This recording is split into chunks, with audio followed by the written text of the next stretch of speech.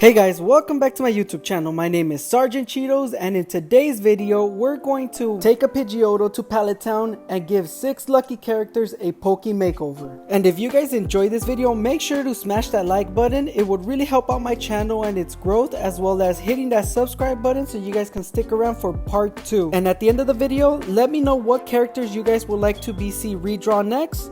And let's go ahead and see who's up first. And it's none other than Minecraft's Enderman. Alright man, let's get it. Alright guys, and we're going to be using my patented formula, which is anytime you're drawing stage 1 of a Pokemon, you always want to make them look so adorable that any kid would like to have them as a plush toy to sleep with at night, but tough enough to keep away the tooth fairy from stealing your teeth. So for the Enderman Pokemon, I decided to make them nice and short and stubby. That way we keep the little bit of adorableness. And as well, I decided to give him big old peeper eyes, which I felt was fitting for the Enderman character, which for anybody who's playing Minecraft, you know that the Enderman just stand there and just stare at you like a big old creeper. And then they're just waiting for you to stare at them just so they can give you a free old fade. And right here, I wasn't too sure about the design, so I said, you know what, let's go ahead and just scrap it and redesign it. Let's see if we can come up with something better. And I tried different things, but they just weren't working out as well as the first design, so I ended up going back to it. And I redesigned the eyes on it just because I wasn't too happy with the design of the eyes I gave him the first time, but the second time around, I didn't like him either, just because he kind of looks like he's high. So I decided to go for these eyes that look a lot more friendlier compared to the other two. And at the end, I was very happy with this design, so let's go ahead and drop him into his Pokeverse, and bam. I decided to put him in this scene because, like I mentioned, the Enderman is kind of a creeper, so I decided to have him watching the other Pokemon playing from a distance. And I did forget to mention, I added that little ball floating on top of his head just to kind of signal he might be like a ghost or psychic Pokemon.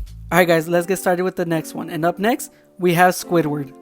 Alright guys, and honestly for Squidward, it wasn't too hard coming up with a design for him because obviously his type is in his name.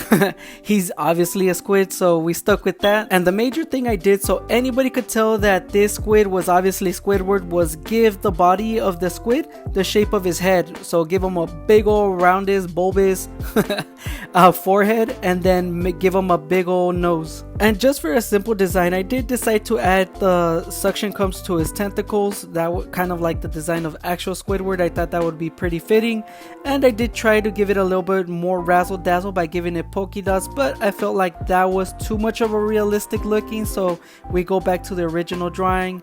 And overall, I am happy with this design, so let's go ahead and drop them into the ocean, and bam. And I just love this scene. I love how the tentacles in the bottom left and all the Pokemon are just kind of staring at Squidward being his big old grumpy self just floating there. And alright guys, let's go ahead and move on to the next one. And up next, we have our boy Olaf. And just like Squidward, I felt like Olaf was a pretty easy concept to come up with drawing a new Pokemon for him. And I thought if we're going to be making a 3 video part to this, which is the first stage, second, and final form, I thought that it would be fitting if we gave him 1 ball per stage. So the older he gets, the more balls he gets. And this right here was my first design of him. I wasn't too happy. I felt like it just didn't convey Pokemon. His eyes were a little bit wonky. I just wasn't too happy with it. So I decided to scrap it and start with a new design. I decided to add a little bit more of the actual Olaf features to it, which is the eyes, what I felt like were key to it, which if you guys look at Olaf, he has kind of like a blue, I would say eyeshadow. I don't know what you would call it, but he has a little bit of blue eyes. So we went with the standard Pokemon style eyes and just added a little bit of blue and just made them a little bit white. And what I felt took this drawing to another level was using the spray feature on Procreate Pocket. For those of you that use Procreate, I felt like it added to the depth of the snowball. Didn't make them look so one-dimensional. And like I mentioned, just for Pokemon eyes, if you guys just check them out, you always got to make sure you make them two-tone. Like right here, again, kind of like a darker bluish green, and then the black, and then just adding that little spot of white. gives it that Pokemon look. So overall, I'm happy with this design, so let's go ahead and drop him into his world, and bam. And for the background, I decided to throw him into a ice world with his buddies where he's just chilling and kicking it. And I made sure to add that little snow cone Pokemon just because if you were questioning my skills, I just want to point out Pokemon created a snow cone Pokemon. Alright guys, let's go on to the next one, and up next we have my boy Sonic. Alright guys, and for Sonic, I did decide to stick a little bit more with his kind of look of being a little bit more humanoid instead of looking so much more like an actual animal. And in doing so, it's kind of hard to find a balance in between making him look kind of like a Pokemon and making him look more like a Sonic in my style type of thing. So it was a little bit difficult to come up with the concept for this one, but of course for the pose I had to go with the classic Sonic run where when he runs, you know, he has his hands just dangling in the wind behind him. And like I mentioned, one of the key features for creating Pokemon is going for that Pokemon style eyes, so I do make sure to go in with that two-tone eyes. And just for the overall for this design, I decide he's looking a little bit not like a Pokemon, he's looking more of a redraw of Sonic in my style. So I do make his kind of snout a little bit shorter, a little bit more round. I felt like that gave it a little bit more of a Pokemon look, and I felt like adding the white instead of having the skin colored for the snout made him look more like a Pokemon instead of being so humanoid. And as we're finishing him up, I don't know why he came out looking so America, but I mean, go USA, I guess. So let's go ahead and drop him off in his Pokeworld, and bam. I decided to put him in this scene because I wanted to depict just how fast he is as a Pokemon. I wanted to keep that Sonic rolling around at the speed of sound type of thing.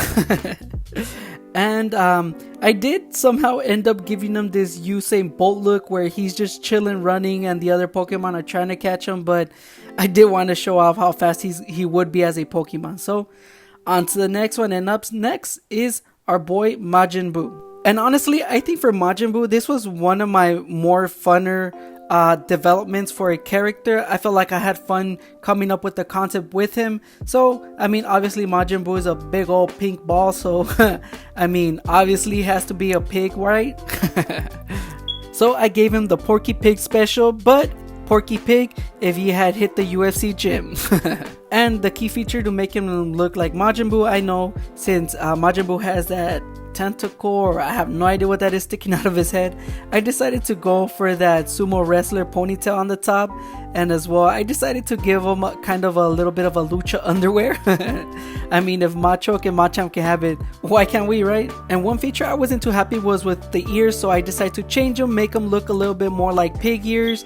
And I felt like what made it come together was the coloring. I decided he needed to be kind of like the colors of Majin Buu, which is pink, black, and yellow. So I decided to stick to that. I cut out the white. I do more of the other colors. And overall, I'm very happy with this design. Let me know what you guys think about it. And let's go ahead and drop him off into his Pokeworld, and bam. I decided to drop him off in a ring with the rest of other fighting Pokemon. I felt like this was very fitting scene for him, and I felt like he's fitting. I mean, I know, like I mentioned, my design isn't as crisp as the other ones, but I overall enjoyed it, and I'm happy with, I mean, considering I do this on an iPhone, I'm very happy with what I come out with. So let me know what you guys think. And on to the final one, which is going to be our boy Shoto Todoroki from My Hero Academia. And like I have mentioned before, I'm not very familiar with My Hero Academia, but I do enjoy drawing these. My nephew watches my videos, so I do them mainly for him. And as I scour the internet just to find out the characteristics of Shoto, I do see a lot of people comparing him to the Ice and Fire Vulpix, so I decided, you know what? If they're comparing to Vulpix, let's give the people what they want. Let's give them a male Vulpix. So I do design him to be like a cool little dope little fox. So I mean, overall I am very happy with the design of this one. I felt like it was very fitting and fit to Shoto's character. The part that I did have trouble wasn't so much coming up with the design for the little fox, but it was kind of figuring out the colors for the design of this. And overall, I felt like what I chose was very fitting for him. I tested out his fur being in different colors, but I felt like white conveyed overall the best looking Shoto overall, and I did decide to make the top of his mane, which, I mean, one of the base characteristics on Shoto is that he has long hair and it covers up his left eye, which has that birthmark, which I did add to this character. And I do make the tips of his tails blue and red, so that way I get the best of both worlds of the both Vulpix, which is the fire, and the Alolan one, which is ice. So I felt like combining those both together was very fitting for Shoto, since obviously I believe his characteristics in the show, he has ability to use both. So let me know, for you guys that are fans of My Hero Academia, what you guys think of this one. Let's go ahead and drop him into his Poke World, and bam, our boy is home. So I did decide for the background to give him a little bit of a snowy environment with a big old volcano. I mean, since he's gonna be able to use both fire and ice, I mean, I felt like that was very fitting. And I do love that his stare looks cold, and I mean, he looks like somebody you don't want to mess with, so I do like the way that came out. And as you guys can tell in the background, we have the Alolan Vulpix just staring at her boy, and by the volcano we have a Charizard just flying out of it. I just added those extra things. I thought it'd be pretty cool. And I just want to thank you guys so much for making it to the end of the video. I'm gonna go ahead and run a slideshow of all the Pokemon. Make sure to comment down below which of the conversions was your favorite and which one you're looking forward to me redrawing in the second stage. And as well, if you guys did enjoy this video, make sure to hit that like button. It's a free and easy way to help out any content creator, especially for myself that I'm a growing channel. It really helps with YouTube knowing that this is a video that people might be interested in. So if you guys hit that like button, it would really help me out. And as well, make sure to hit that subscribe button so you guys can stick around for part 2.